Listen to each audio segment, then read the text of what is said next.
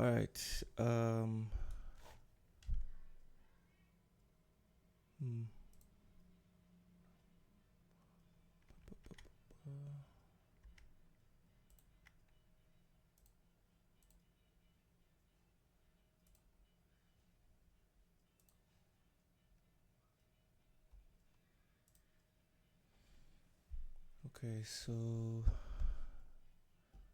Okay, so there was an issue here with the Rumble, so we're just gonna start without it. All right, another stream. We're watching Tim Pool interviewing Mr. Steven Crowder. This is about the Charlie Kirk stuff. People are talking about taking that place and picking up the microphone. I get it. It's very touching.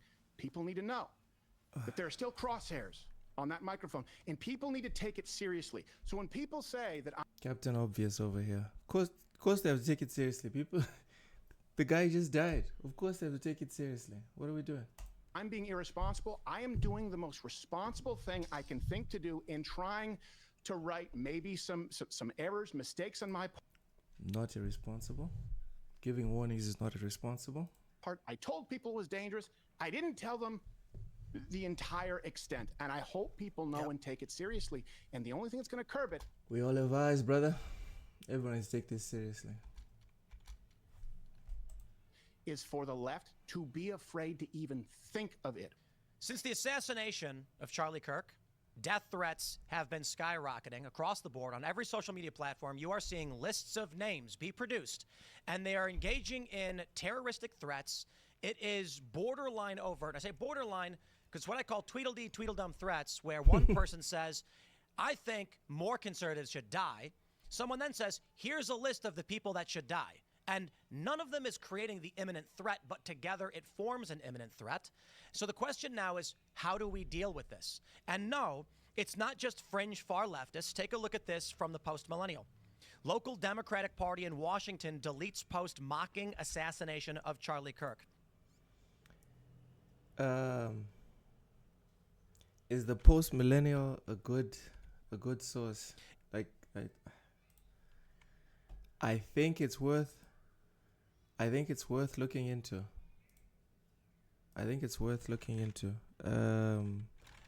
Is the post millennial a reliably neutral source for news? No, not fully. Most small independent focused on trying to mix news with opinion commentary. They might provide cultural framing. Authorities, sources like Reuters is looking for reliable.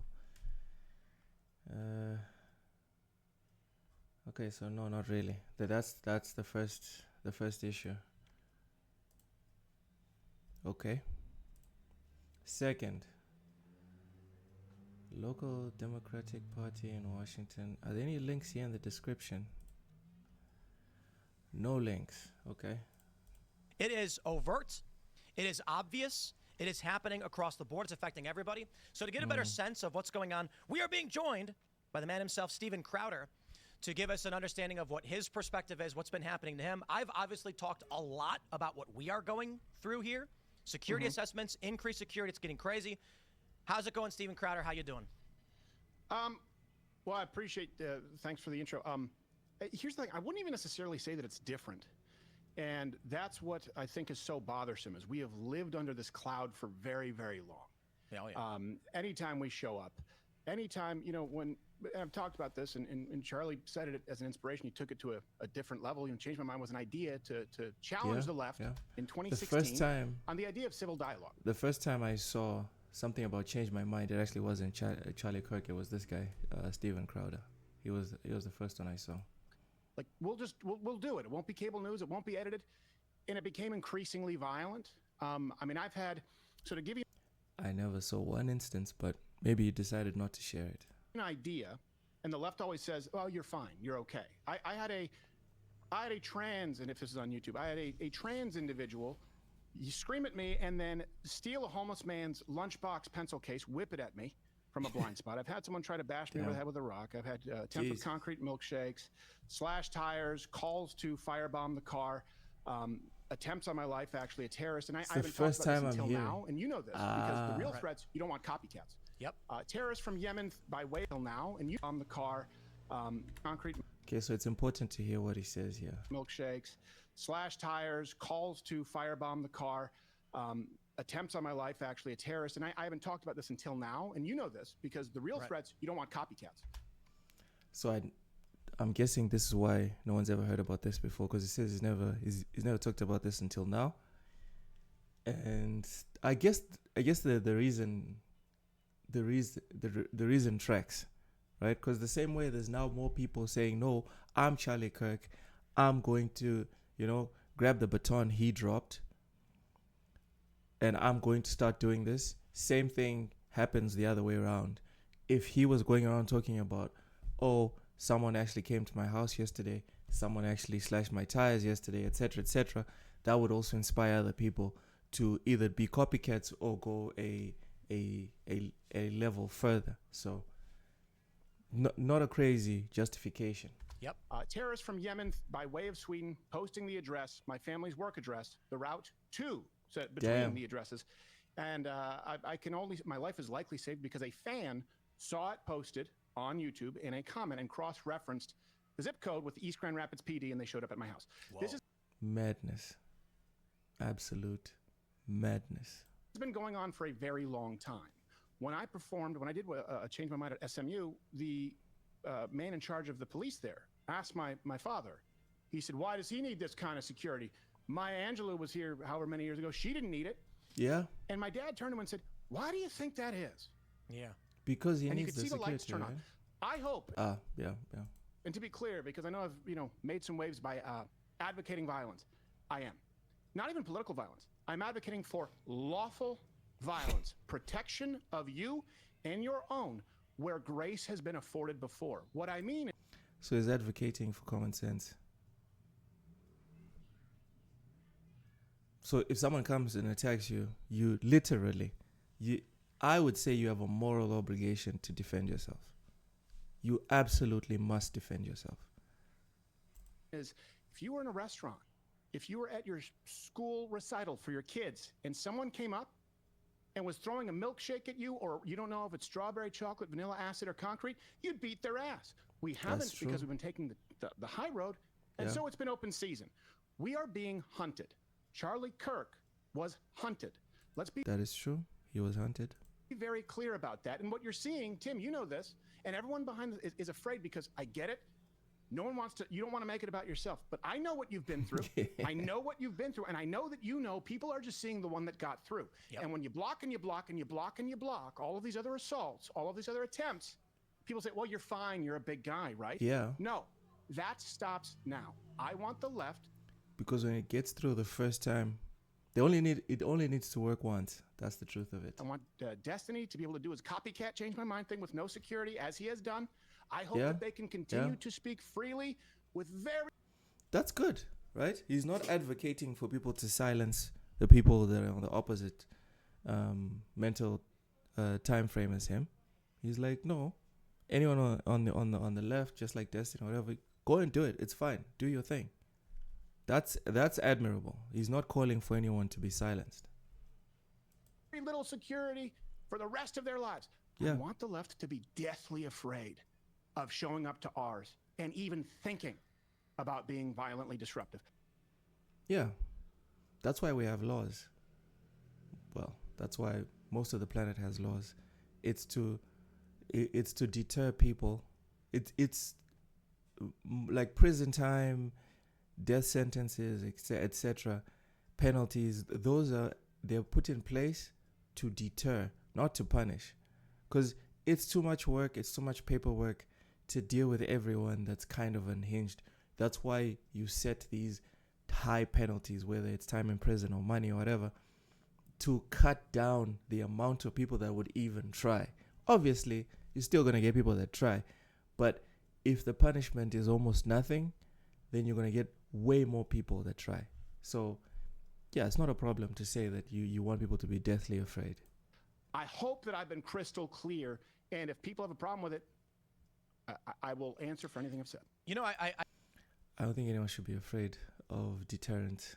I don't see that as a problem. I hear what you're saying. What people don't understand is, it's like you said, only the one that gets through is what people hear about. I cannot begin to list out all of the instances we've had or the death threats that we get because it creates security issues. Yep. So we've had, I have had to deal with local police, criminal prosecutions, lawsuits. We've reached the 10-minute mark. If you're watching this on YouTube, unfortunately, I have to cut the video somewhere around here because channel's still new and YouTube for some reason nerfs the amount of time you can like upload videos. If you want to upload a 1 hour video, 2 hour video, and your channel's new, for reasons beyond me, they don't allow that. It has to be between 10 and 15.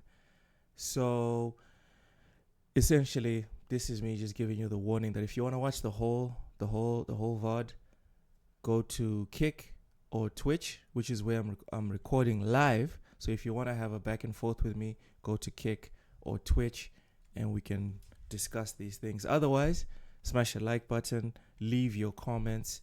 If you have links that disprove anything that was here presented by these two, please feel free to do the same as well. And yeah, see you tomorrow. Ciao. Now, for everyone on Kick, Twitch, Rumble, let's go. I have had people who have committed crimes against us threaten legal action, which threatens the lives of other people. I can't get into great details on this. I know. I get it. But that's the problem, right? You can't. And so the left goes, so you can't say anything. That's kind of like, what are we supposed to do if you can't say anything? Tim Pool, little drama bitch, or whatever they say. I mean, if he's not saying anything, what are we supposed to do? What are we supposed to do here?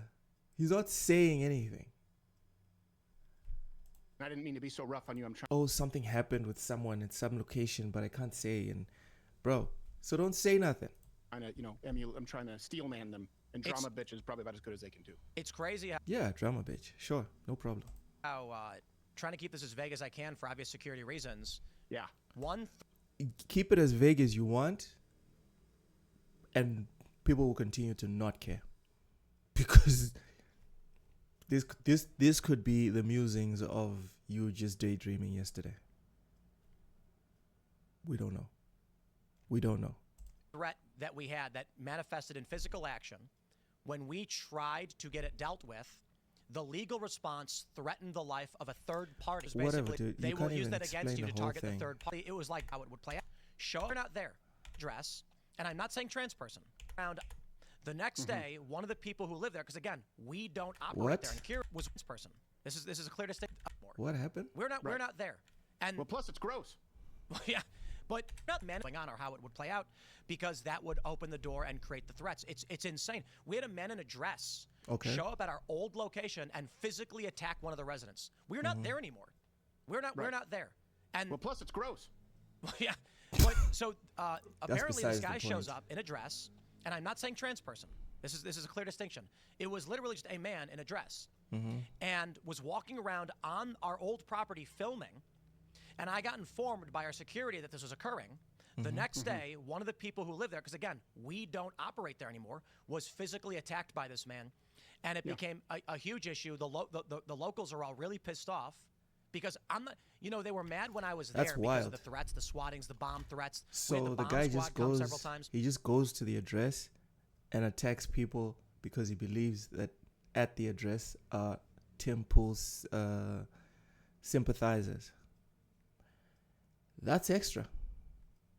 That's extra. And now I'm gone, and it's still happening because these people have still published our old address, acting like it's real.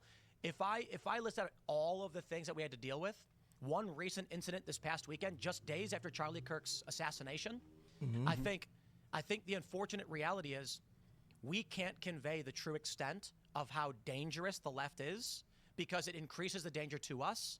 But as you've already pointed out, then it also stunts credibility. That's also what it does. I'm just saying. people don't know just how serious it is. Well, that's what I mean. You know, there have been a lot of mixed emotions, and I'm not talking about now. I've been really clear too, because I feel like there's a lot of clout chasing out there. People saying me and Charlie Kirk were best friends. Charlie Kirk and I were not close friends. It's a lot of people. It's a lot of people. We were colleagues. I had good on Steven Crowder for being honest about this. They were just colleagues. Respect for his testicular fortitude. As the guy had balls. No matter what you say about his ideas, the guy had cojones. All of us did, and we were cordial. That's it. So I don't want to claim that I speak for him, and I don't want to claim that I know what his family thinks, because people will throw that back. A lot of other people are doing that. But I will say this. I guarantee you he was scared. He was brave. He wasn't fearless. He was brave. He knew, and I was angry at first because I watched it, and I go, like, we stopped doing Change My Mind a while ago because of the security risk, right? And I'm going, no, you don't announce it beforehand. We never, I go like, the speaker, the balconies, like, these are part of a protocol that we had. And then it came to, look, I mean, why didn't I pick up a phone? You know, I'd been through that. And the truth is, I did this. Someone has shot you? What do you mean you've been through that? No. And I know about all the security threats. And like you said, because I didn't want copycats, I would tell people I had some close calls. Yeah. And I see kids going out there, and I get it. And the alternative is silence. And I've seen a couple of those, and it's pretty inspiring stuff. We cannot be terrorized into silence, but I want people to know, and I should have been clearer about it, that out there is the real world, and in the real world, there are psychos. And if I would have told people the violence then that they faced, that the left wants you dead, they will take your life, and if they are unsuccessful, they will take your name. If a wish was a faith, man, it's fine. It's in the past. Now we just move forward. Now do what you're doing now. Warn people now. It's fine. Maybe we could have had a different outcome. I don't know, but I do know this. If someone is going to try, and people are talking about taking that place and picking up the microphone, I get it. It's very touching. People need to know. It's not touching. It's just human instinct. The same way I was saying, the reason why, like, Steve and Tim are obfuscating and not being clear about the attacks on them is because people have herd mentality in a lot of things, right? So one person starts a gaming YouTube channel, 10 people come behind him and do the same thing. One person attacks Steven Crowder in some way, whether it's slashing tires, etc. Obviously, that's going to inspire the people to do the same thing. It's not just about bravery. It's also about just human nature. That there are still crosshairs on that microphone, and people need to take it seriously. So when people say that I'm being irresponsible, I am doing the most responsible thing I can think to do in trying to right maybe some errors, mistakes on my part. I told people it was dangerous. I didn't tell them the entire extent, and I hope people know and take it seriously. And the only thing that's going to curb it is for the left to be afraid to even think of it. We have afforded them grace where they do not deserve it. And I make no apology for this. I'm not calling for a civil war. I'm not calling for people to go out and what are you calling for? Violently disrupt the left in any way. And here's the thing. No one is afraid of that. Do you know how I know? Because they desecrate the memorials and spit at the vigils right now.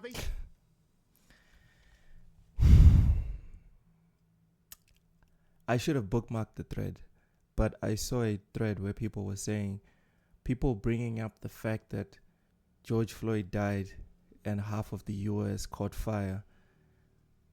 Charlie Kirk died.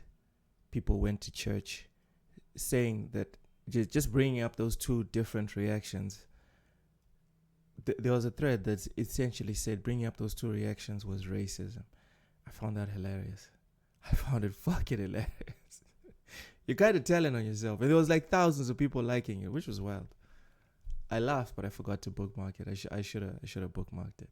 Still do it with no fear. Impunity. No fear, complete impunity. And that has to stop. And the big difference, I've said this, between 2008 me on YouTube, 2012 me, 2015 me, Charlie Kirk and me, is this team of people, we've said our mind, we'll hurt you. We will, and that has to happen. And self-defense, we should always advocate for self-defense. Always, at all times. I hope I see more guys out there willing to protect, not be violent offensively. Yeah. Protect our own, because we haven't. Lawful self-defense.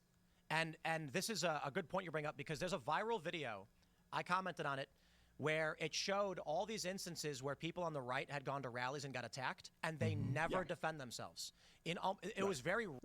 To be fair, if your goal is to make a compilation, I'm pretty sure there has to be a compilation out there of people on the left being attacked and not reacting. Rare. There was like Based Stickman back in 2018 or whatever. The one time a right winger after the left came and attacked a peaceful rally, they defended themselves. So I agree. And look at this. It is still you and I talking about the restraint we need to have, how we don't want an escalation of violence, but we have to be prepared when they engage in violence against us for legal, lawful self-defense to stop it from happening. But I want to say something. You just said. I'm curious about how you're going to defend yourself against snipers. That'll be very interesting. There are psychos out there, and here's where it's truly scary. I've long said, maybe even 6 months ago, I'm not scared of Antifa. I don't fear leftists. They make these threats online. We take them seriously, but I'm more worried about the lunatic who thinks I stole all of his spoons and have hid them in my basement. Spoons? Because some of the most egregious. You don't have entirely clean hands on that one. We know that you collect spoons, Tim. No, well, it's Seamus Coughlin. What? Tim Pool collects spoons. Excuse me?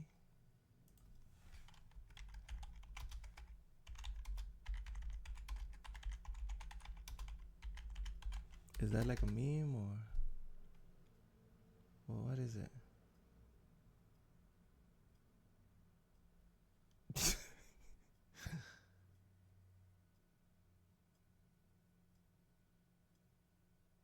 Yeah. Okay. Never mind. It's nothing. But that's a whole other story. But throwing us off the scent. So I've had psychopaths. A lot of the most serious threats that we get, that we forward to the FBI and things like that, are just lunatics saying things that make no sense but are serious threats. This changes now. And while I always consider the left to be a very serious threat, and we have security because of the left, Charlie Kirk didn't even believe that this was possible. If Charlie Kirk thought by stepping out into that tent he would take a bullet, he wouldn't have done it. We thought security was good enough, it's not going to happen, and it did. And I'll tell you where the real fear comes now. I have friends on Facebook that I have known for decades, since I was a child. I have gone to holiday dinners with them. Let me guess. Hold on. Before you tell me this, okay? Because I just had this conversation 3 times this week. All right? Let's see if I'm clairvoyant. Let me guess. Shocked at the gleeful celebration or condoning of the assassination, and you're no longer friends. Am I close? You are. You hit the nail on the head. You know what? Anyone that celebrates the assassination, like I want to hear. I'd like to have an actual conversation with that person. Like I would like to have a real back and forth to kind of understand, like, where are you coming from when you say, yeah, sure, it's actually a good thing that he was murdered because of his opinions. I don't see any universe where that makes sense, but I'm willing to hear someone out. I have seen posts that have argued Trump killed Charlie Kirk to justify an expansion of the security state. From people I know who know that Charlie and I were friends. And I heard what you said. The security state, and this is what a lot of people should be terrified about. The security state is not left or right. The security state is the security state. It is payment processors. It is billionaires. It doesn't matter who is in charge. It doesn't matter. The same way like the Patriot Act, it didn't matter that the Republicans would lose power after Bush left. The rules were still put in place. The power was still put in place. So don't let anyone lie to you that it's a left or right thing. The security state is the state. It's the whole planet, really. Well, the people that run the planet. About you're not close friends. I would also like to make sure I clarify this too. It's a weird thing, right? I knew Charlie. I had his phone number. We texted. We didn't go out for beers or go golfing or anything. But I didn't consider him just to be a work colleague because of the support that he had offered me. I considered it to be a friend. And there are many people that I don't hang out with I consider to be friends. But I don't want people to think that we were like, bar buddies or anything like that. Well, you were closer with him than I don't know if he drank. Bar buddies? I don't know if he drank. I wasn't. I just want to be clear about that because He seemed like the type of guy to drink like a glass of milk before going to bed. I don't see him looking for like whiskey or beer or vodka. Maybe I'm wrong, but he didn't seem like that type of guy. know that people go, do you think this is what Charlie would have wanted? Well, I don't know. He's dead. Right. I don't know. He's dead. God damn. That is true. That is true. If someone had killed Steven Crowder instead of Charlie, how do we know how Charlie would be reacting right now? We don't. We don't. It's a good point. Good point, Steve. He's dead. He can't speak. And he's dead because he sat down at a table and allowed anyone who would speak or listen to have a conversation. And very few people know what it's like to be in that chair. I do. I know what it feels like. I know when you're surrounded. I know the kind of balls it took for Charlie Kirk to do. He is dead. And so when people say tone down the temperature, well, you know what? Let's host a vigil. Well, I can't do that. You get a text. You know what? Let's host an event. Can't do that. Let's do a tour. Can't do that. So what they really mean is silence. Yeah. Or do you really? Or how much do you want your kids to have a father? It is. So it's that real. It's that real. Either shut up or go and have beers with Charlie in heaven in a couple of weeks. That is essentially the choice. Terrorism. One thing I would say, and I'm not saying this to disagree with you. I don't know if Charlie Kirk did know or didn't think it was possible. Dear God, I hope that he knew it was possible, because I very much did. I mean, we had some, which I'll talk about probably more off air, some serious close calls where every time I've been out in public, I've known that it's a very serious possibility. And I know that he knew risk. So whether he thought he would pay with his life to a terrorist, I don't know. But I know he went out there and did it anyway, assuming some risk. And the left doesn't do that. They don't have to. It only comes from the left. I agree with you on that. And what I mean to say is we all think it's possible. But my point is, if Charlie Kirk knew at that moment walking out meant there was a guy waiting to kill him, he wouldn't have done it. No one is going to walk into death intentionally. Yeah, we can agree on that. I don't think he would have gone out there for no reason. Yeah, we all assumed the risk. That's why Charlie had security, because of course it's a possibility. Yeah. What's scary now is when run-of-the-mill default libs, we call them, are posting default libs. I love it. Justification, lying about Charlie Kirk, or saying other people deserve it too. I'm sitting here looking at these posts from people that I've known my whole life, and I messaged one friend saying, you realize that the guy was a friend of mine, that for 3 years we would go out and visit, we would do the show with him, and he would sit with us. He's been on the show several times. No response.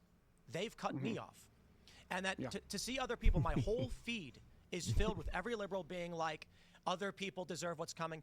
And that's when I realized the fear we have now and the increase in death threats and the increase in security, a line has been crossed, and it didn't.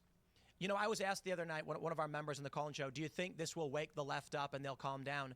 We've already seen the inverse. It's a green light for them. Yes. Let me tell you, there would have been one acceptable response from the left, and only one. What is would have that? been, okay, all right, guys, this one's on us. We called you fascists, we called you Nazis, and we know, right? You don't deal with fascists at the ballot box. You can't. So we box people into violence. Hey, guys, this one's on us. We presented every single view from those on the right as violence. If they were pro-life, it was violence against women. If they Words are not violence. Violence is violence. were pro-Second Amendment. Like the only people that can say words of violence is like if, for example, a president of a country says, yeah, I've given the permission for the army to go and do X in the neighboring country or in X city or province. Those words literally will lead to violence because it's an order. That's when you can say words of violence. But a random person saying that being pro-abortion is bad, a person saying that is violence, that's not true. It was violence because how many lives do you want to save, right? Gun violence. If it was pro-First Amendment, they were inciting violence. If they were anti-Black Lives Matter, they were pro-police killing black violence. And at the end of this, if they're silent, it's also violence. Yeah, that one was also there. Silence is violence. It was mad. So when every single one of our positions has been presented as violence, that cannot be dealt with democratically, it is a logical conclusion from the mentally ill that we are living, and that is a useful tool to the left. And that's true. If you characterize the other person as just someone that commits violence through their words, you retaliating with actual violence is not like a crazy, like in-proportional reaction. It is a proportional reaction as far as if you're crazy, right? And you believe that words are violence. I remember too, I mean, when you were coming in, I don't want to mislabel you, but more moderate than me. I think that's fair to say. We're having conversations saying, man, these guys will kill you. Yeah. You're not their friend anymore. I don't think you understand because I was raised in it. I've known two conservatives my entire life from my childhood, socialist province. One of them still works for me right now. I then spent time in comedy clubs in Hollywood. I was only surrounded by the left. As a matter of fact, it took me a while to kind of understand the Fox News audience. I was there for 4 years. I was a conservative. I didn't run in those circles. I know how the left operates. That would have been the only acceptable response. Instead, they said, hey, both sides. That's verifiably untrue. Yep. They said, actually, this shooter is a Trump supporter. Remember, we had that. Yeah, but that's the thing. We found out that he was raised in a conservative family, and everyone wants to pretend like that's the way the story ended, but it's not. He was raised in a conservative family, but he had been recently converted to being a far-left liberal. We also had the information from the police that he was dating a trans person. Charlie Kirk spoke a lot about trans, and we also the stuff that the person scribbled on the gun, the ammo, etc. So they used to be a Republican, not anymore, not for a while. DOJ leak. And the question for me is, okay, oh, they used to be Republican. Yeah, they used to be Republican, had guns around them their whole life, their entire life. This person had guns with them.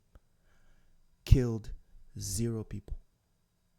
0 people. We cannot assume that Charlie Kirk was the first person in this person's life that they disagreed with. I'm sure they had very violent disagreements before. Violent, not in terms of actual violence, but in terms of like intensity of disagreements with other people. But at no point did they think it made sense to grab a gun and shoot someone. But as soon as they became a liberal, and then they disagreed with someone, I'm just saying. People said I lied. People said I was lying. Right? They said the same thing about the Nashville Manifesto, by the way. It was a lie until it was a liability. And then the mayor, the police, and the FBI said they would investigate and sue me.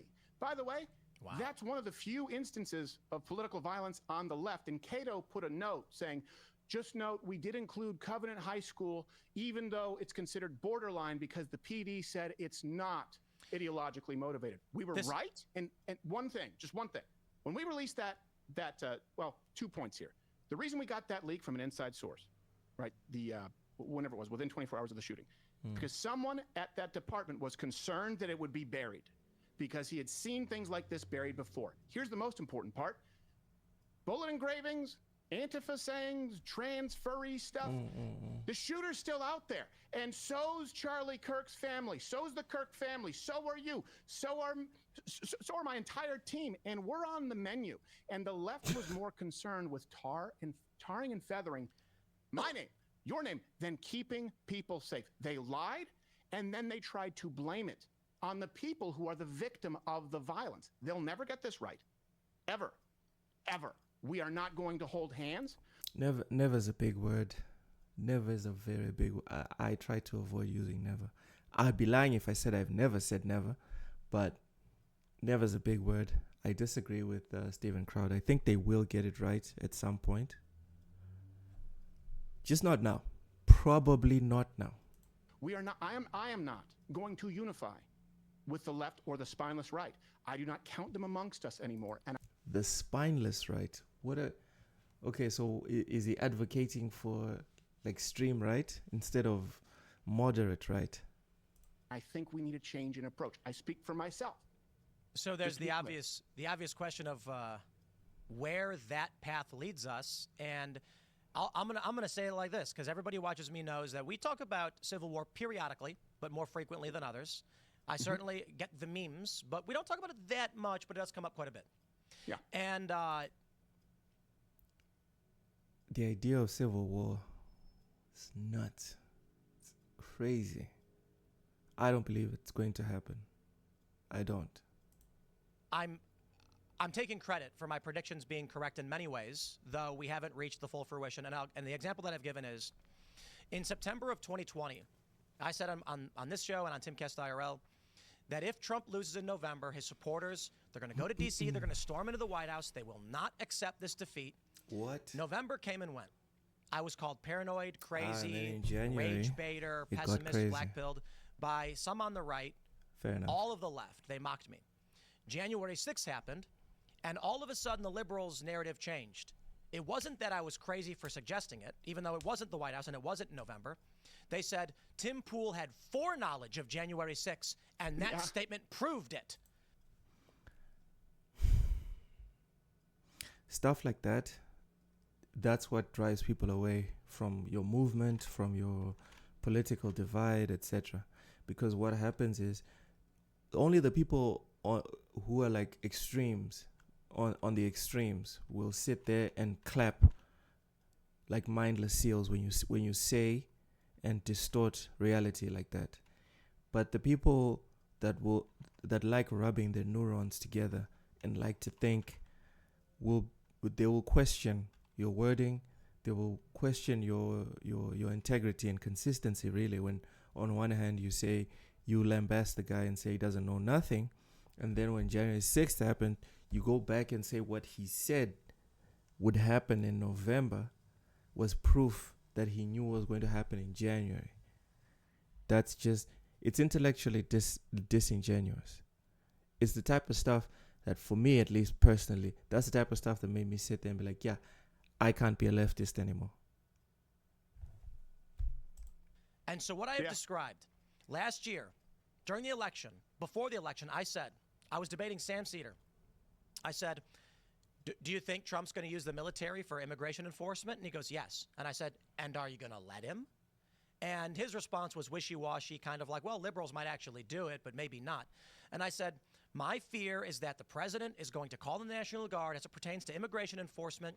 There will be a confrontation between state leadership as to who controls the National Guard. So this is essentially just Tim Pool telling us that he's Nostradamus Jr. Okay, buddy. And? It'll go to the courts, and there will be a fight over who's actually in charge, and this will create a rift. Then, escalation. We are in this period now. They have assassinated Charlie Kirk. The escalation keeps happening, and everything that I've stated in some way, it's been relatively vague, but has been manifesting, and that terrifies me. So when we say now, it's not about whether we will or won't unify. The reality is you can't unify. There is no... I think you can. Just need to let the dust settle. Everyone is very much in their feelings right now. That's the truth of it. Reality where I've already tried talking to some of my friends saying, hey, please don't say this and justify this. They're saying they want to kill me, and they're like, we don't care, they're cut off. Like, they're not responding to me anymore. They're posting there's one individual, some people in Hollywood that I know, actors and actresses, who have posted Charlie deserved it, here's why, and then they've posted fake quotes about it. Right. I have a video reacting to that on my Kick Rumble as well. Amir Odom made a comprehensive video debunking a lot of the rubbish said about Charlie Kirk. I didn't agree with most of the stuff that Charlie Kirk thought and said. Actually, no. Let me take that back. I did agree with most of the stuff that he did, but there was a couple of things that I wasn't really down with. Go and check that video out if you're curious about what types of lies people have been bandying around about Charlie Kirk. Mainstream liberals are justifying the death. Jimmy Kimmel did it. The rhetoric is not. That's why he got fired, I think. Not toning down, and there are two distinct moral worldviews right now, and you cannot convince a liberal that what they have said about Charlie is a lie. They don't care. So the future seems kind of obvious. 1 + 1 = 2. I'm not sure if you agree or not. I don't know. I'll tell you this. It's not what I'm advocating. What I'm advocating, hey, is the intermediate step, which is they show up and they do what they've done. They behave the way that they have. You could pay with your life.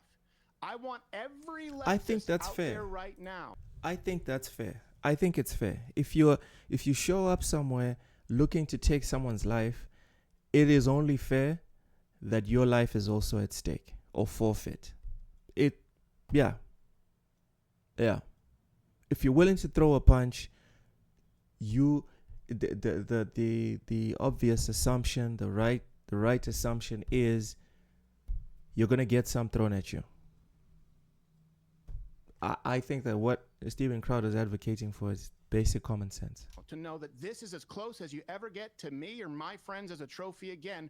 Will hurt you, will kill you if you show up and you're violent and we have to defend ourselves. That's fine. If we haven't, we will use lawful defense where appropriate, and grace has been afforded before. We just showed the clip today. Remember them kicking down the White House? Let me give you not even a hypothetical. Kicking down the White House barricades. Remember they burned down the church across the street? They set it on fire. There were people shouting they were going to kill Donald Trump, right? Like Beauty and the Beast. And then they called him Bunker Don. Would anyone be upset if instead of a rubber bullet, one of them caught some real lead? I wouldn't. Because you said you were going to kill the president and you were kicked him down. He's right. Like, obviously, I live in Mozambique. Things are different here. But I think, as a rule of thumb, generally, I think most countries on the planet, if you rock up to the president's residence and you act violent and you're shouting that you want to kill the president, the expectation is that you are probably dead. You are probably dead. People get put on watch lists by security forces because of things they threaten to do to the president on their phone, which is not even real. Showing up in person, kicking down barricades, trying to get in and saying you want to kill the president, you're dead. You're dead. You're gone. Try again next lifetime. Down barricades. Injuring police officers. Rubber bullets. That should stop. That should stop if you're saying you're going to kill the president. If someone is going out saying, hey, I am going to firebomb your car and coming up with a Molotov cocktail, guess what? You deal with it appropriately. So I am advocating right now. Yeah, I'm running you over. I am running you over. If you're approaching me with a Molotov cocktail trying to do something, I'm running you over. And we can go to court and my lawyer will explain it. We'll play the video. It is what it is.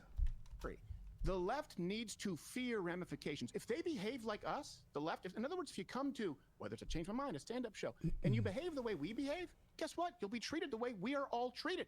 If you behave the way that conservatives never behave toward the left, which is unlawful, criminal, violent, let's start with this. Let's make it sting. Let's make it hurt.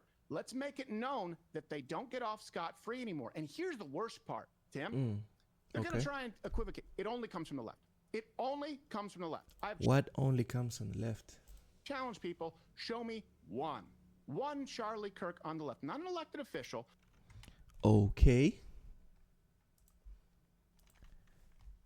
Has there been a Charlie Kirk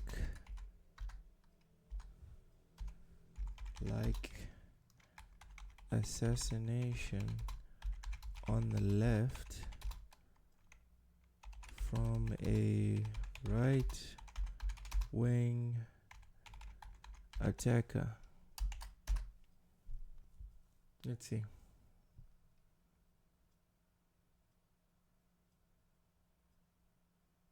Oh, yes, there have been assassinations of left-wing political figures by right-wing attackers historically in recent decades. Okay.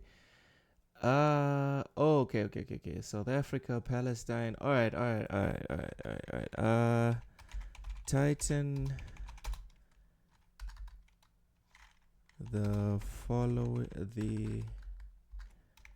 above results to only the United States between the years of 2015 to 2025. Let's see.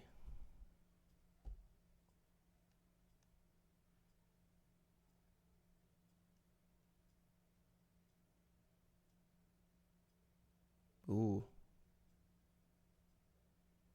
Come on. Give me something. Give me something, ChatGPT. There's no way. There's no other example. Okay, here we go. Short answer, no close parallel. God damn.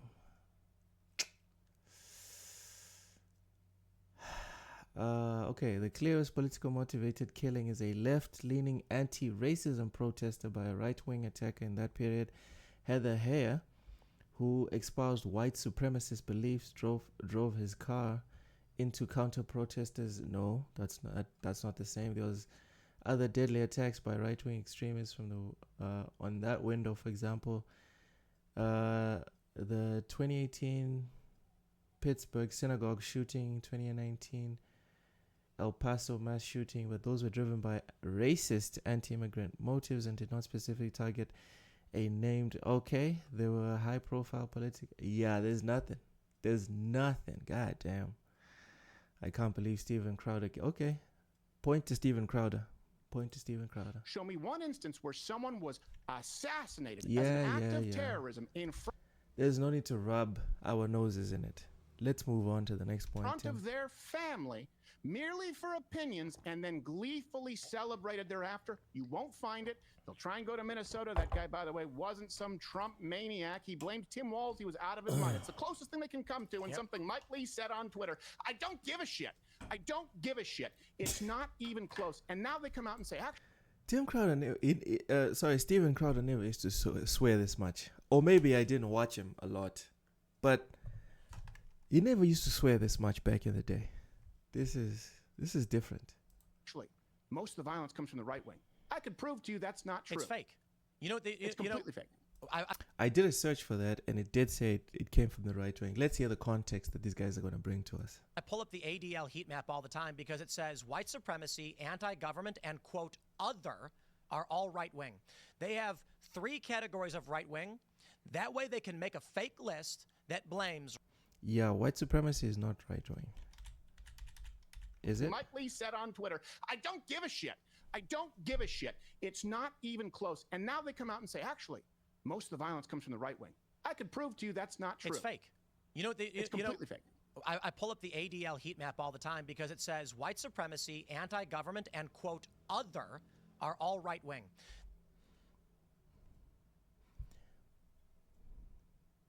Okay. They have 3 categories of right wing.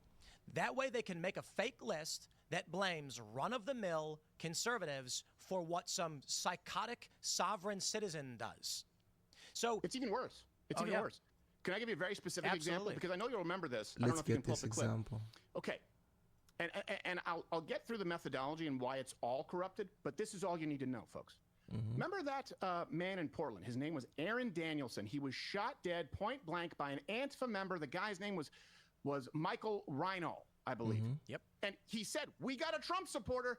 Bang, bang, dead. On camera, killed him. That was not registered as political violence, according to the recent Economist numbers, which, by the way, also have no left-wing political violence the entire summer of 2020. That's nuts. Hold on. And I'll get through the methodology and why it's all corrupted, but this is all you need to know, folks.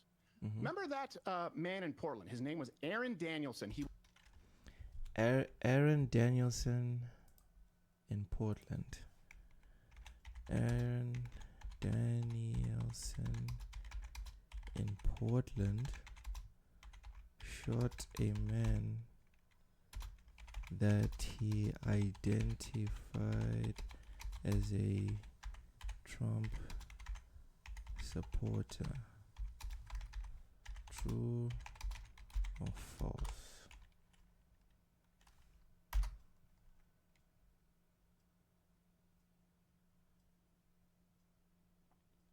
False. There was no credible evidence that Aaron J. Danielson shot a man he identified as a Trump supporter. The facts are, Aaron Danielson was himself a supporter of Trump / the Patriot Prayer Group.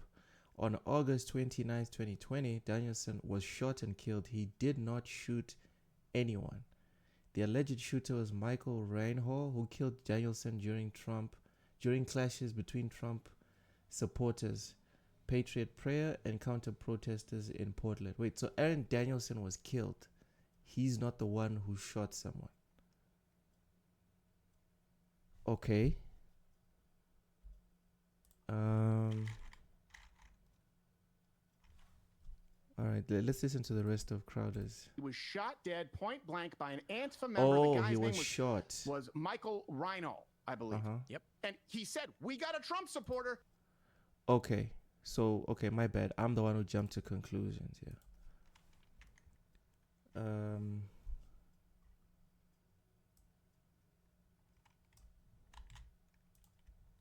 So Aaron Danielson in Portland was shot by a man that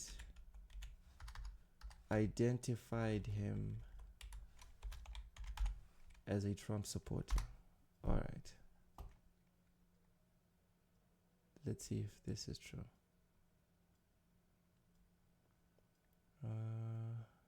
Not supported by credible evidence as worded. Here's what's known based on investigations and reliable sources. He was shot and killed during confrontations. The man accused of killing him, who later said he acted in self-defense, alleging Danielson posed a threat. Okay, what is not established, there is no verified report that Reinhall explicitly said, "I'm shooting you because you're a Trump supporter" at the moment of the shooting. In other words, the claim that the killer identified Danielson as a Trump supporter as the motive at the shooting scene has not been reliably documented. Some of the motive claims come from interview statements by Reinhall later, where he said he believed there was a threat or that he was protecting someone. These are not the same as identifying the victim. Okay, so the claim is partially true in the sense that Danielson was a Trump supporter and his affiliation was known, but the specific part that he was shot because he was identified is not established by evidence. Okay, so that's the part that Crowder's got wrong. Bang, that's dead. That's not what happened. He didn't identify him. He claims to have shot him in self-defense. On camera, killed him. That was not registered as political violence according to the recent... So this is, it is a viable option to explain why a lot of these statistics are skewed. Because yes, it was in self-defense, but there's definitely a political skew here. How was this not considered in political violence statistics, considering it happened at a political clash, right? You had Trump supporters, you had people that were the opposite or against Trump. There was a clash, someone got shot and killed. This doesn't go into the statistics of political violence. Something's wrong. Something is very wrong there. Economist numbers, which, by the way, also have no left-wing political violence the entire summer of 2020. So that's what's okay. That is mind-blowing. That is mind-blasting, right? 2020 BLM, blah blah blah. How? Half of the country was on fire. They razed cities to the ground, neighborhoods, businesses just gone, destroyed. That's not considered political violence. That's the type of stuff that makes you sit there and think, maybe those conspiracy theories are not so far-fetched. If that is not counted, then all of it is bullshit. Throw it all out. Now, there are other factors that are important. For example, pretty much any white on minority crime is considered to be violence labeled right. Minority versus another minority or minority versus white is not. Any crime against... that's another problem. So any crime by white people, okay. government officials or halls of government is considered right-wing violence, including in some instances where it's members of Antifa committing the crime. But you don't need to know anything else. Trump supporter here, bang, bang. So that didn't happen. Again, come on, dude. Not political violence. Those are the numbers being served. Okay, point one, it should have been considered political violence. Point number two, the guy that shot the guy says that it was self-defense. Circulated.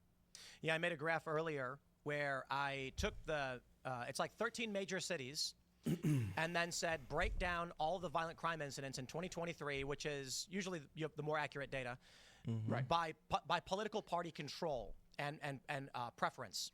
And guess what? It's 95% Democrat. So when we're actually talking about the risks of political violence, it is not a MAGA Trump supporter going up and shooting people.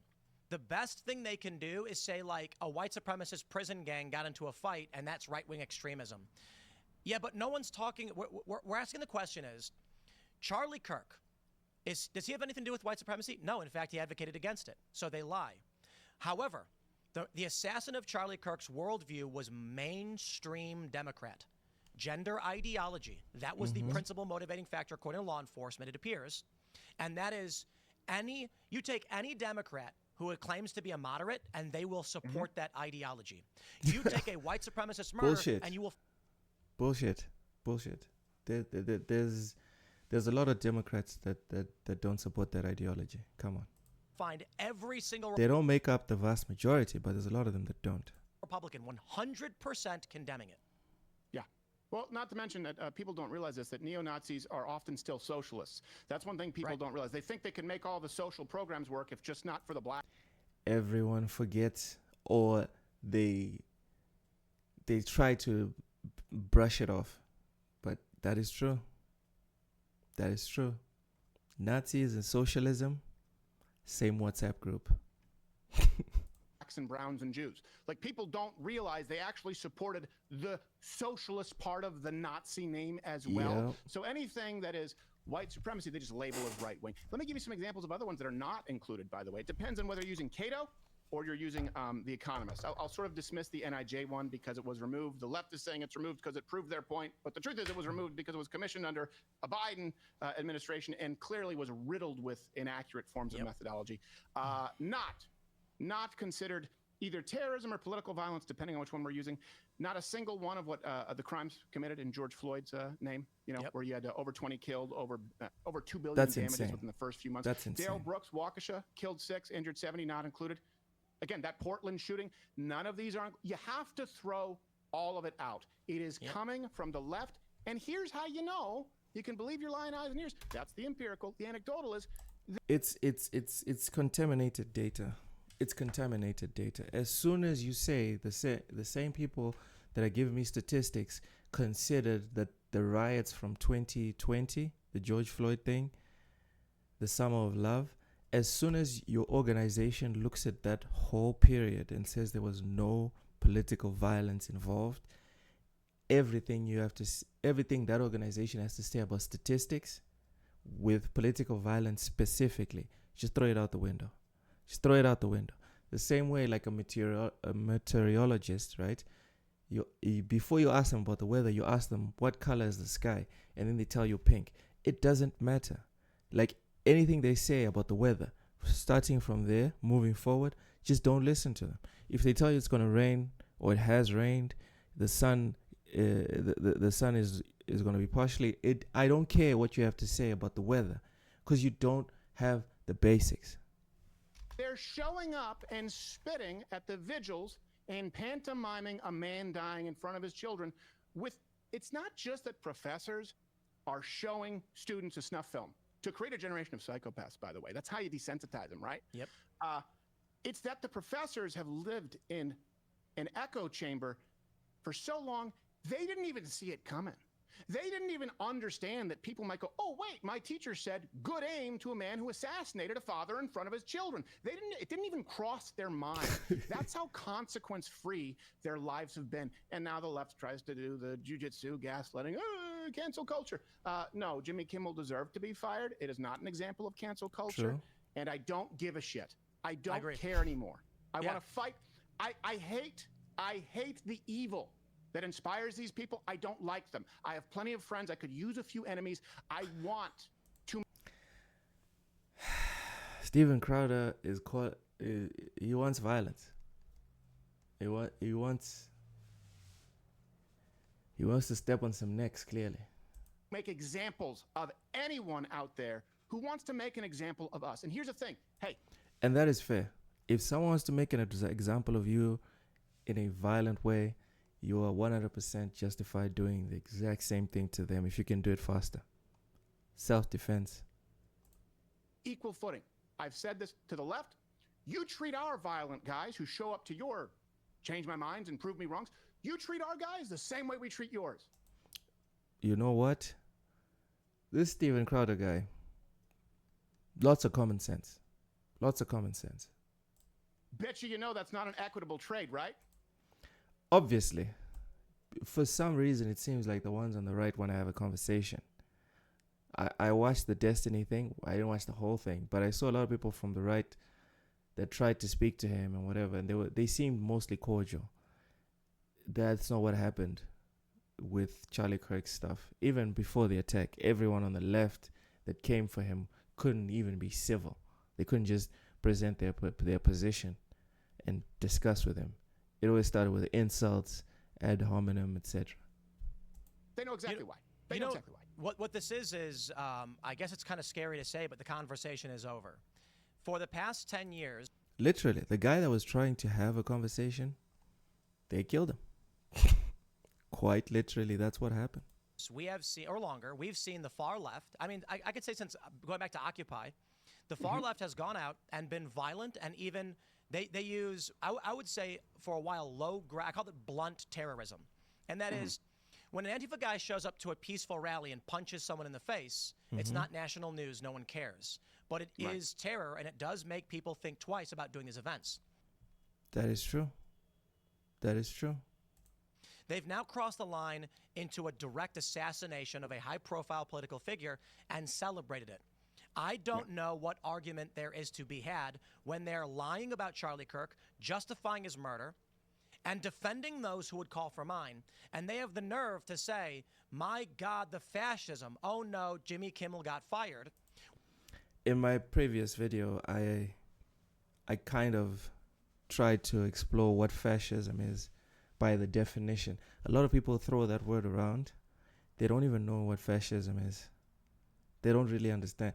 They think fascism is anyone that's not left-leaning, which is wild. It's wild. While they previously celebrated Roseanne and Tucker Carlson and Listen, hypocrisy is it's a state of the human being. We are all hypocrites. Obviously, they celebrated cancel culture when it was in their benefit. And now, it's not so fun. The same way, it wasn't so fun for Tim Pool and for Steven Crowder back then. Now that the ones on the left are getting cancelled, they're good with it. Hypocrisy is just something that most of us do. All right? Charlie Kirk was just killed. They are more upset that their comedian with some of the worst ratings in all of media, Jimmy Kimmel, was getting 200,000 in the key demo. And they're saying, this is the worst thing's ever happened to us, while Charlie Kirk, his family is still mourning his assassination. I don't even know how to have a conversation with someone like that to explain to them, we may disagree, but let's live together. They've said no. And I don't know where this goes other than escalation, which worries me. Yeah. Well, it doesn't worry me because we're in it. This guy. True. That's That's true. And I'd rather know that we're in a fight. And that's why I'm telling people, that's why I'm sounding the alarm, because I know, and you know, because we've been in it, and Charlie knew. And a lot of the public doesn't. They think, gee golly, it's trolling. And they didn't just answer softly, the left, meaning like, yeah, they kind of tacitly. No, they answered forcefully. Look, let me ask you this. YouGov, bastion of conservatism? Of course not, right? I want you to close your eyes for a second and picture a fascist. Picture a fascist party, a totalitarian, Nazis, or it could be under Stalin, whoever, Pinochet. Let me ask you, are you picturing 77% of them saying that political violence is never acceptable? Because only Republicans answered that in this country to YouGov versus 38% of Democrats. That means significant. There's a problem. There's a problem. When you sit there and like when 70% of your political party says violence is a viable option, there's a problem there. There's an issue. More than half of Democrats answered either completely acceptable to somewhat acceptable or I don't know. Guess what? I don't want to be friends with, I don't know. You're a piece of shit. I'm going to treat you like a piece of shit. You're not my friend, and you killed one of them. Okay? That's where we are. I'm tired of this bullshit. We have been in a fight, and this, gee golly, can't we all get along? No, no, we cannot. These people want you dead, and if they can't, they can't. You're going to have to get along. You're going to have to get along, buddy. I live in Mozambique.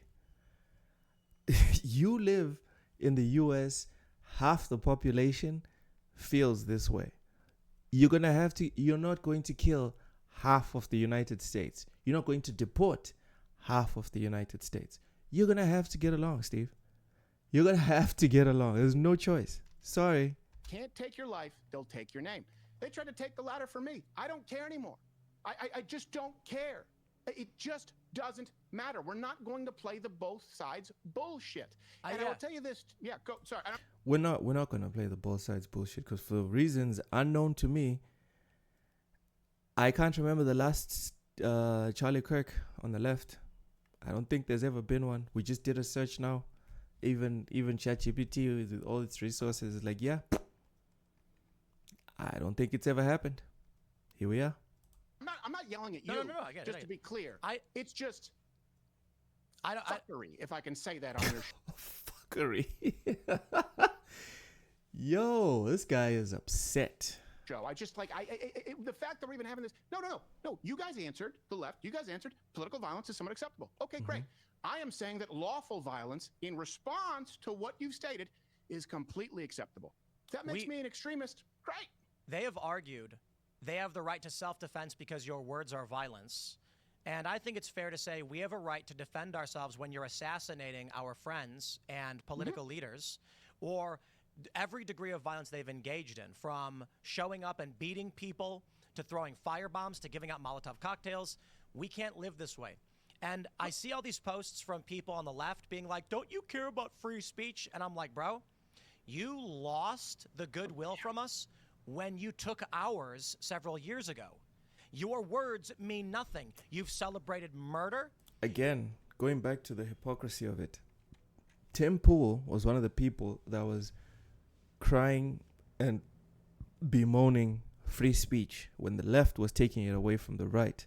Now that the right's doing it, he can't be principled and objective and sit there and say wrong is wrong, regardless of who it's being done to.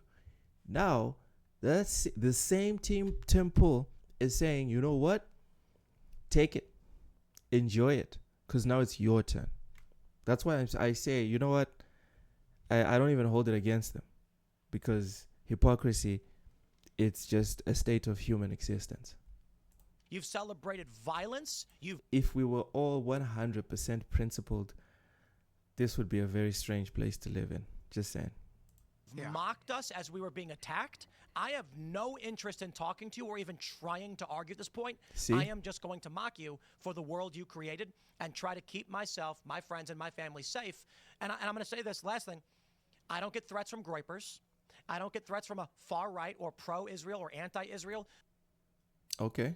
The Jews, the Germans, none of them are threatening me. The Germans. It is leftists. Every death threat, every close call, every strange incident that we have to deal with A man in a dress is a great example.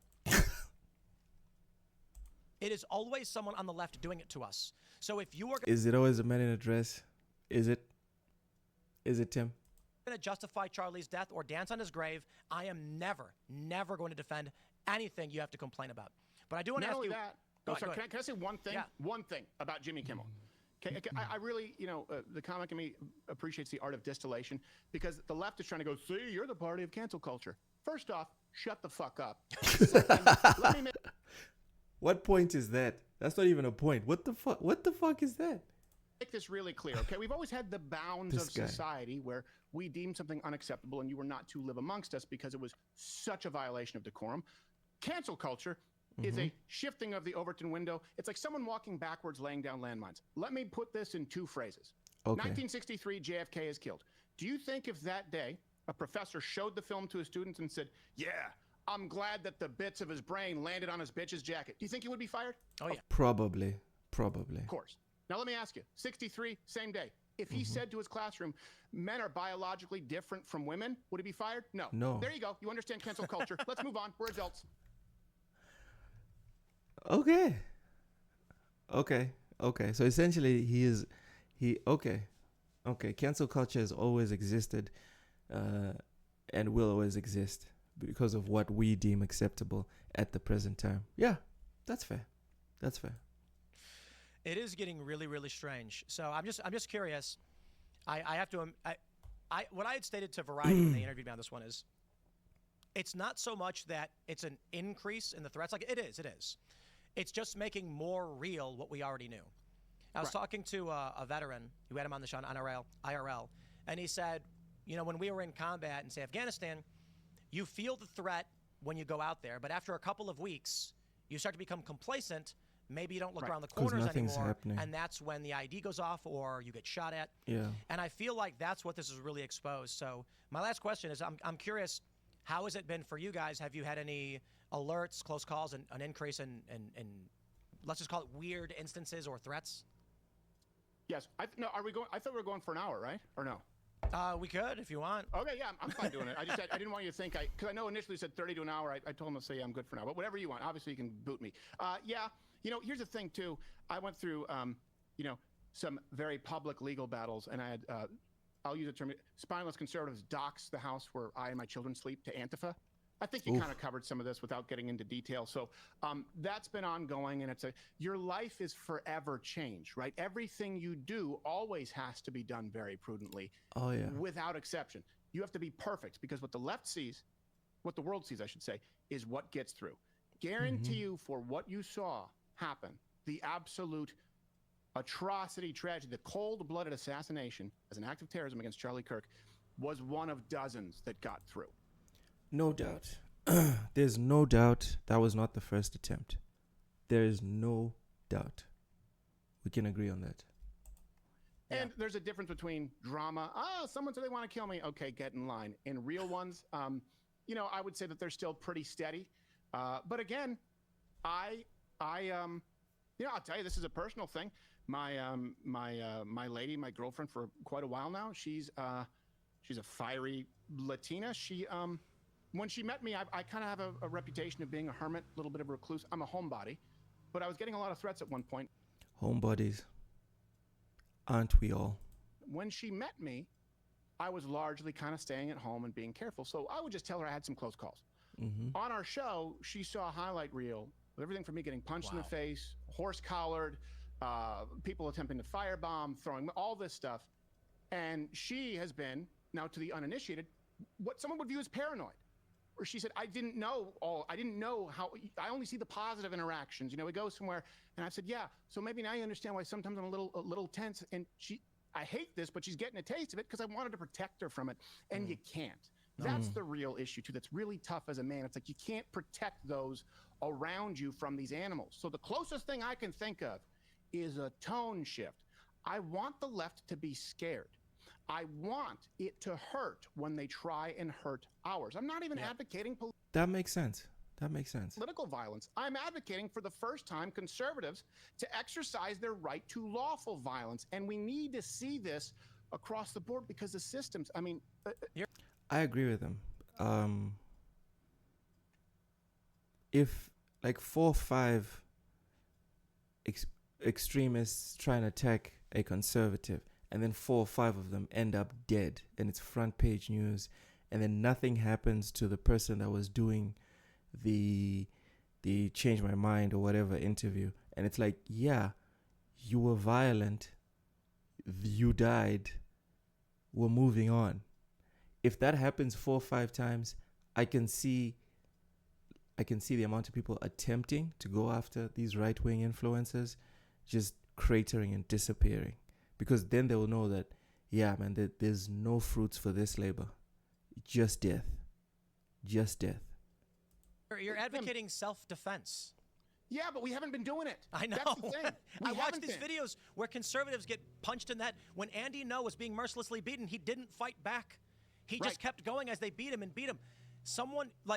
The beatings won't stop until you defend yourself, and that is why we are legally allowed to defend ourselves, to stop them from injuring us, from hurting us. And I think the sad reality is conservatives just kept turning the other cheek. Yeah, they didn't want the escalation. And you know what's fascinating too is the really great, the horrifying example is the Proud Boys in New York. When the far left was attacking patriots. Are these guys about to defend the Proud Boys?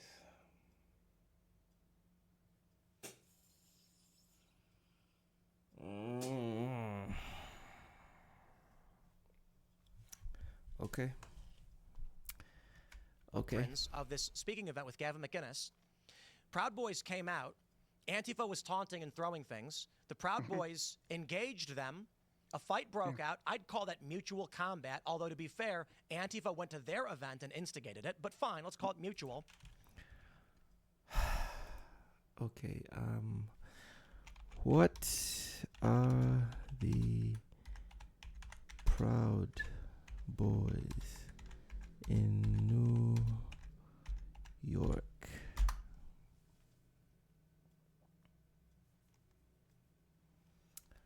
Founded in 2016 by Gavin McInnes, described as Western chauvinists, they profess to believe in celebrating Western culture, which they often equate with being white, Christian, and male. Okay. Many outside observers, journalists, civil rights groups, federal authorities classify them as an extremist group. They're known for rhetoric that is misogynistic, anti-immigrant, Islamophobic, and in some cases, anti-Semitic.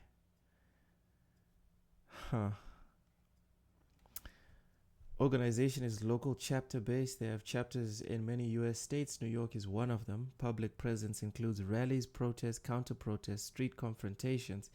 They have been involved in violent or potentially violent events, including clashes with opposing groups, Antifa, counter-protesters, civil disorder, in some cases legal charges for assault, property damage, etc.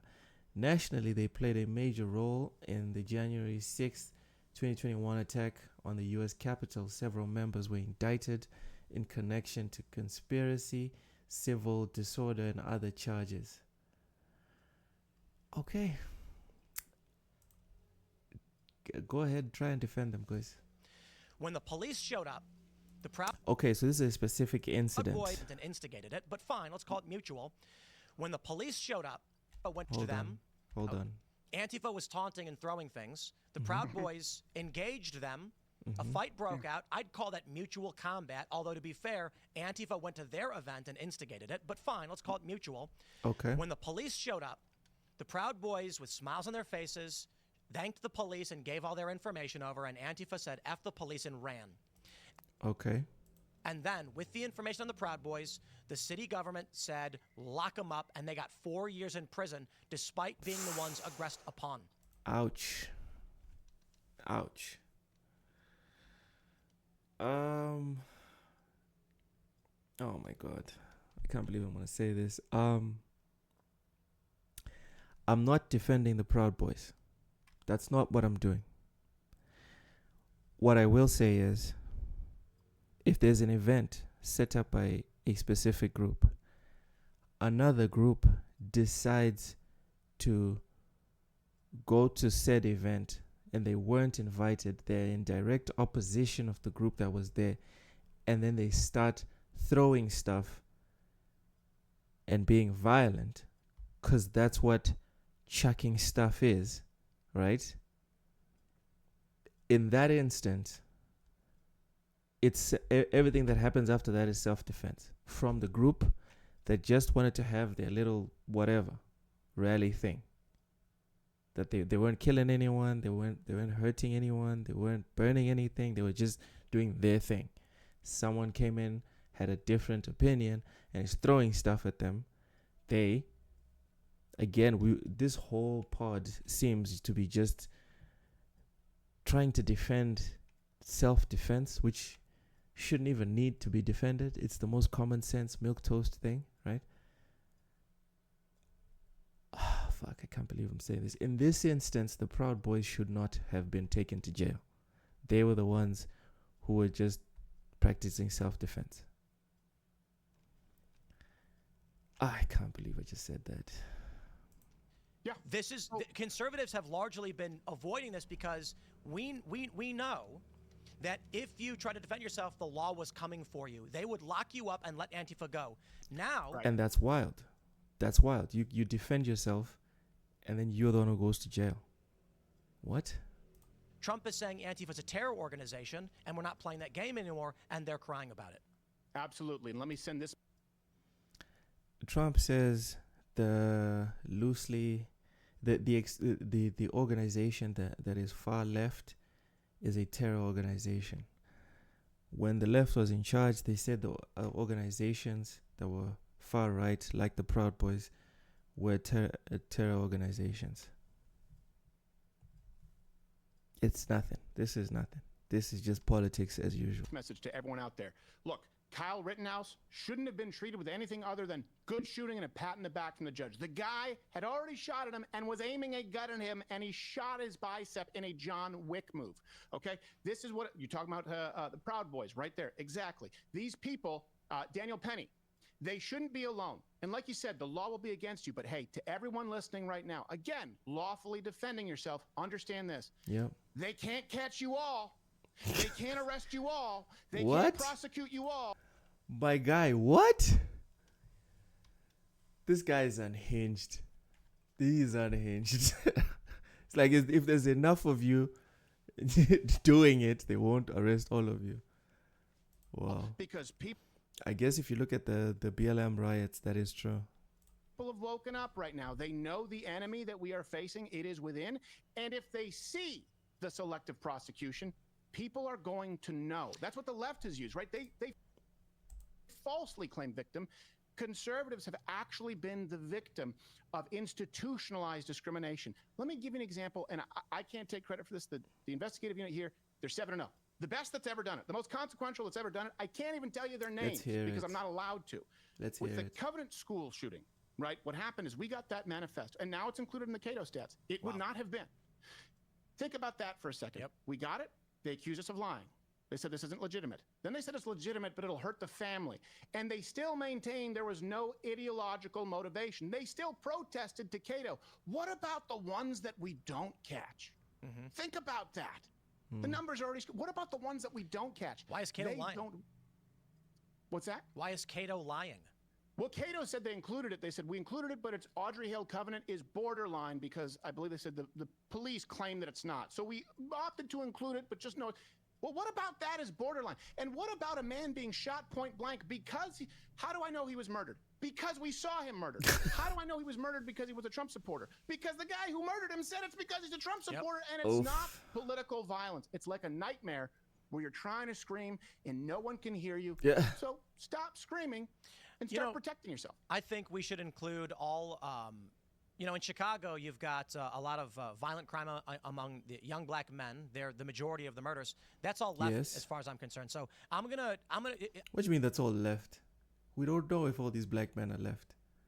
He's essentially trying to use the same rules that the disingenuous statisticians use, which is all violence perpetrated by white men is right-wing violence. I'm gonna play the same game they do. I'm gonna make an institution which is a meaningless term. I'm going to create a nonprofit. I'm going to call it an institution, and then I'm going to get some doctors who have like the stupidest doctorate degree, so I can have Dr. whoever. Then we're going to take every gang shooting and say, because liberals release them from prison, this is leftist violence because it's in line with their worldview. That's so disingenuous, but it's fair. It's fair. And then take a look at what those charts are going to show.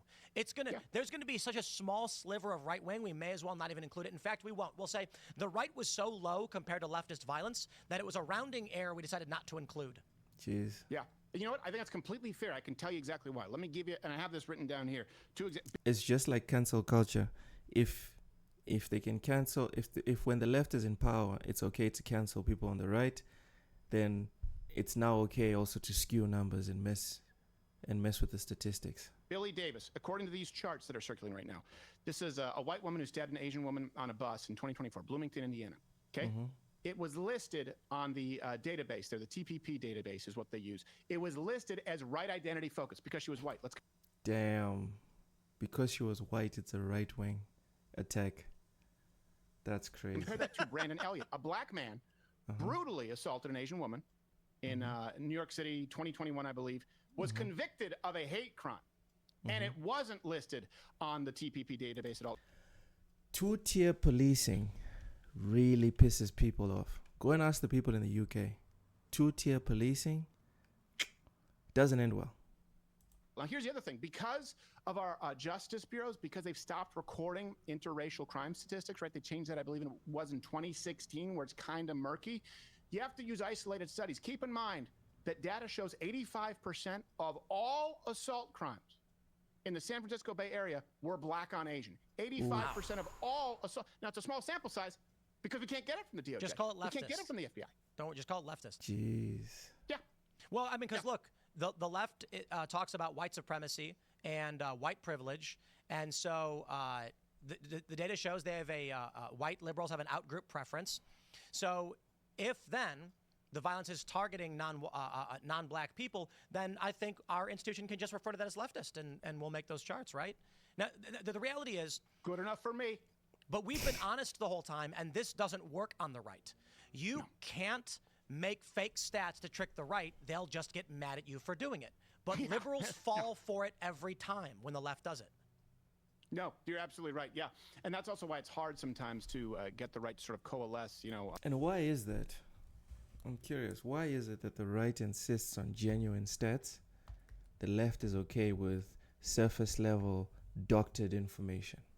I would be very curious to find out why. I think I'm going to make a note to look into that. Yeah. Around each other because they just have a naturally rebellious streak. Just understand the enemy that it is we're facing. They are violent. They want you dead. They're your fellow countrymen, sir. What do you mean enemy? Relax. This is not a difference of opinion on marginal tax rates. And here's the thing. Charlie Kirk sat down and had conversations with people. And they have conceded the war of ideas to the left. Yeah. Listen, anytime you stop speaking to someone you disagree with, and then you go to the route of violence, you have conceded the point. You have accepted that they were right. And you can't beat them in the free market of ideas, so now you have to silence them.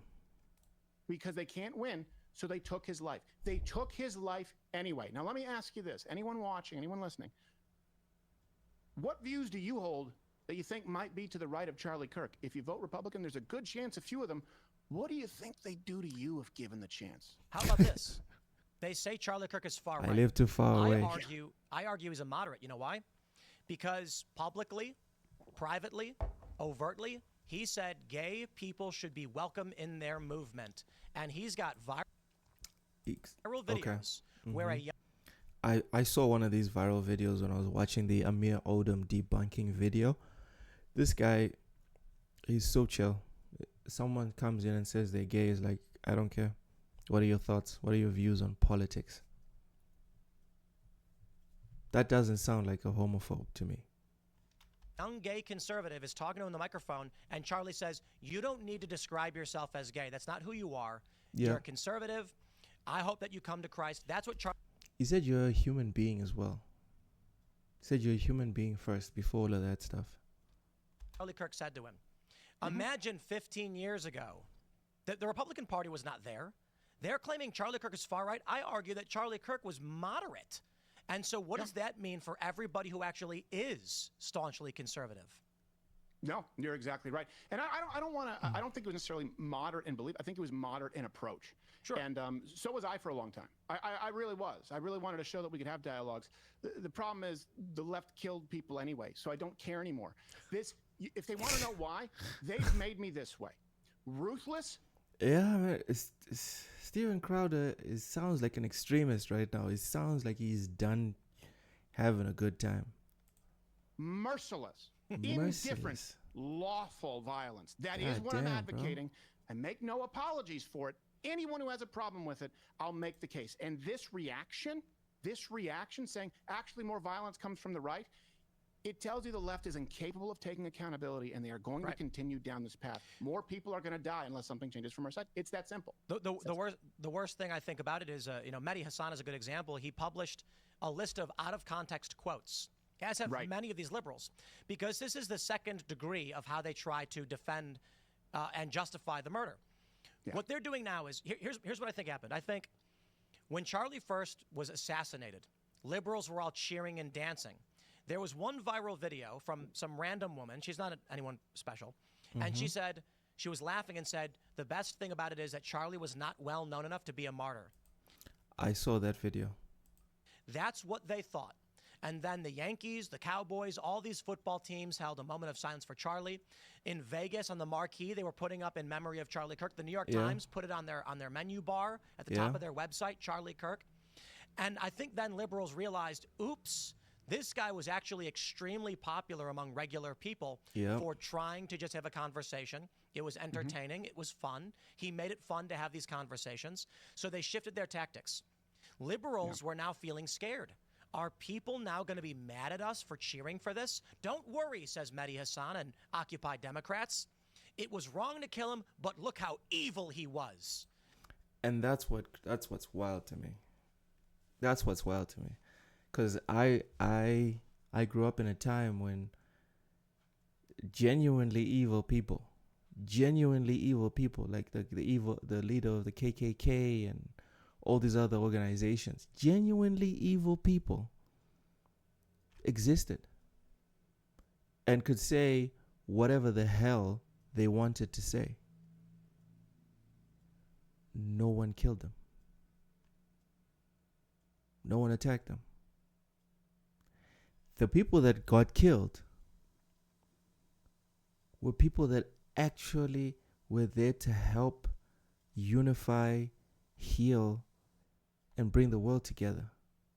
People like MLK, people like Malcolm X, people like Chris Hani. These are the people that were getting killed. And I would say Charlie Kirk is in the same group.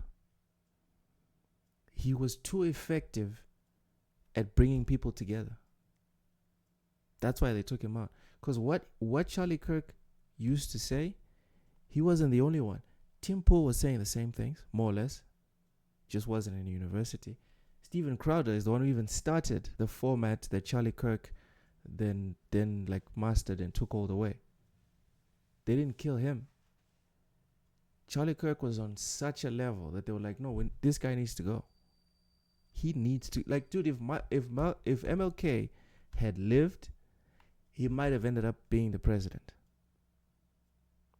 He might have unified even more people. He might have brought even more love into the world. And that's not the goal. It's not the goal. And then the liberals get to go, well, he was evil, I guess. But those quotes were all lies. The most egregious of which is... And wrong is wrong, dude. Even if the person is a bad person, wrong is still wrong.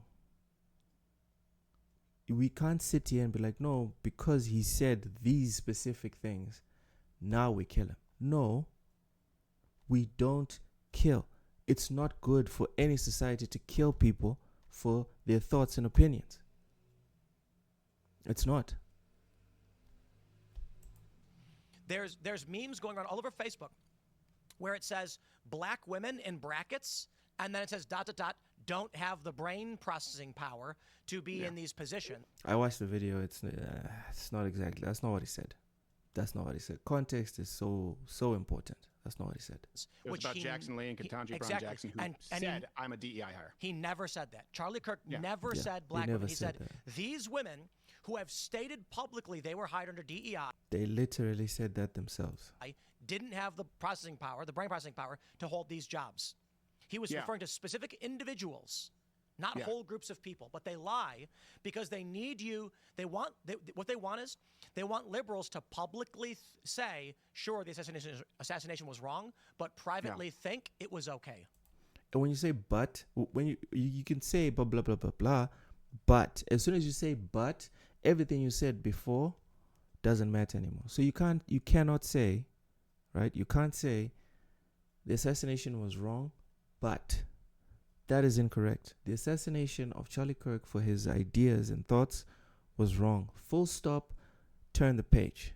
We'll move on from there. There's no if, ands, or buts. Well, here, let me. Here's the thing. They killed Charlie Kirk, who was talking specifically about those women who said they were DEI hires, right? Black women. How about now you deal with the people you've turned into this? Those dumb bitches who happen to be black. Jackson Lee and Ketanji Brown Jackson. The fuck? Those? The fuck is this guy on about? Hey, those dumb bitches who happen to be black and tell you they got their job because they're black. I'm just saying dumb bitches. They're saying they got their job because they're black. You draw your own conclusions. What? I don't care anymore. Yeah. I don't. And you know what else?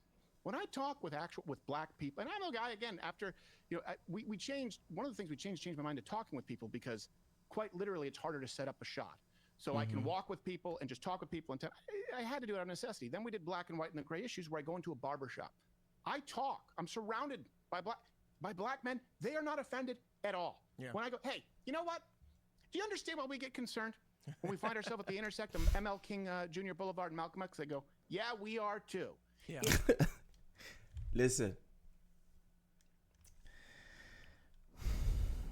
Why do all these rappers move out of the hood and into these gated communities with white people when they get money?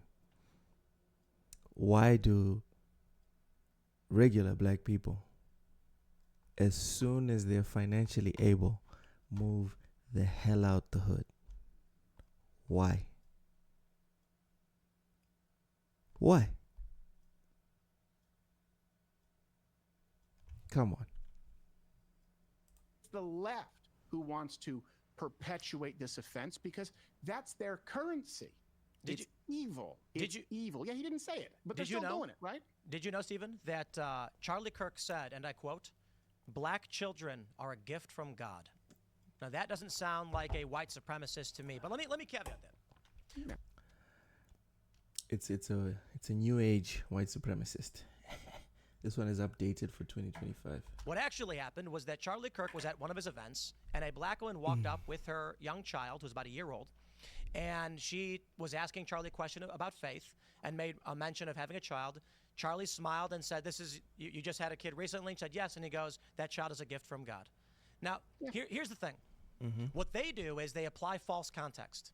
Did Charlie say all black children in this context are a gift from God? No, he was referring to a single child.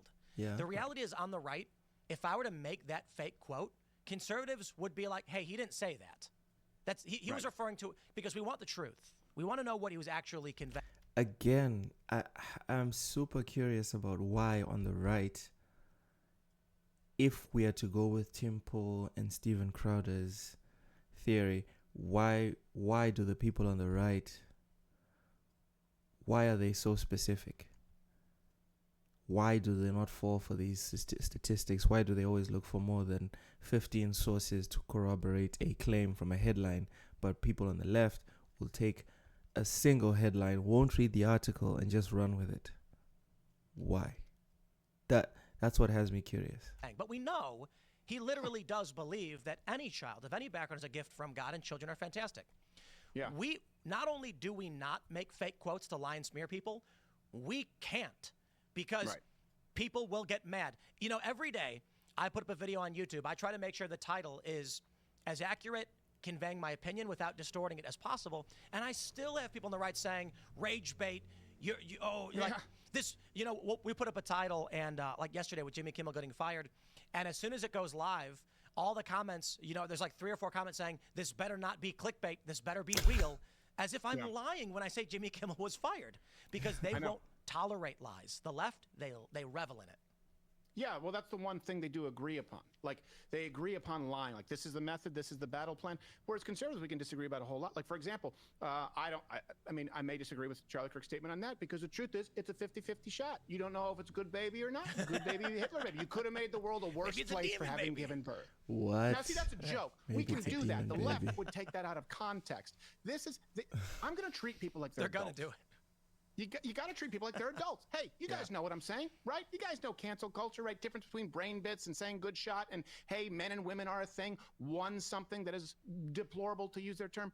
One is something that's an ever-changing rule set. Hey, we know the difference between lawful defensive violence that we've sort of abandoned and we've offered grace instead versus civil war. People do. The left wants to take it out of... I went through this with X this week where it doesn't matter. Did you want to talk about our bingo card if a head of French state was going to be showing her snatch in court because of Candace Owens? What? No, but it is ridiculous. But what I do want to say is, on the issue of lawful violence, the idea of self-defense, that we will not tolerate this anymore, there is a clear and a distinct bit of information the left needs to understand. For the longest time, we did not think you were actually going to kill us. We thought it was possible. That is true. I never thought something like this would ever happen.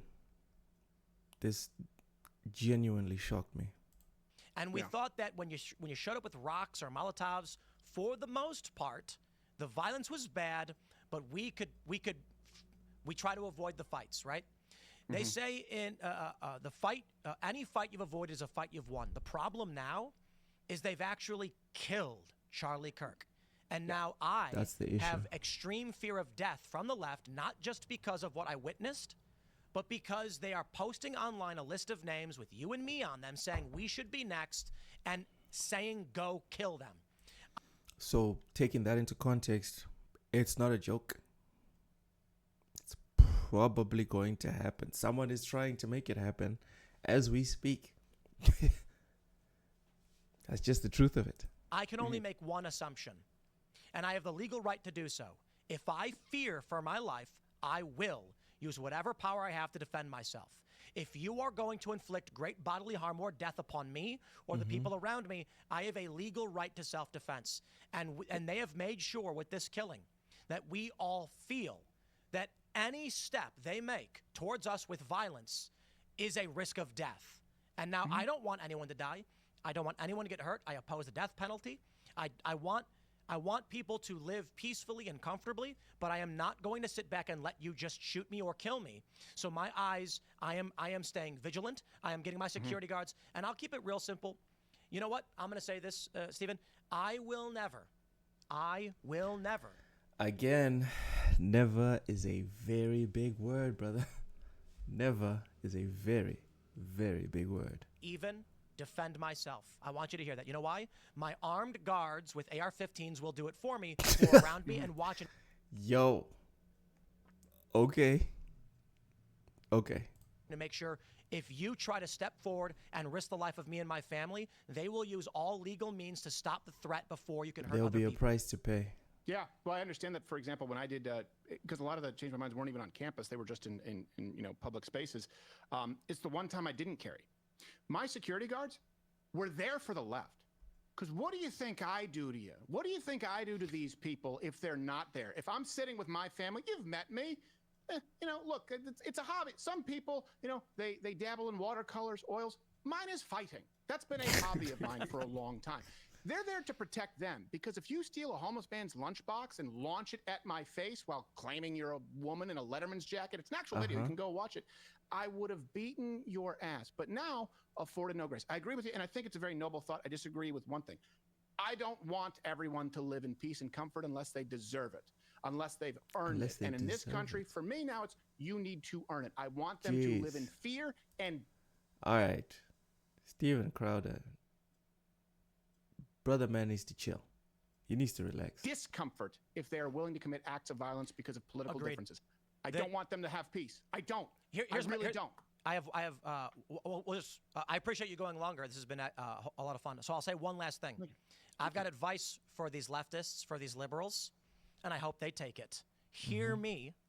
I want you to go What's the advice? to Walmart, buy a nice little cheap folding table and some big white poster board and write on it, Trump is a fascist, change my mind, and go sit down at a university and tape it there and have a peaceful conversation with that. That'll show those conservatives, challenge them to a debate and their ideas, change their minds, and you will win the political debate. But for the most part, they have tried wearing masks, beating people, threatening people. You know what?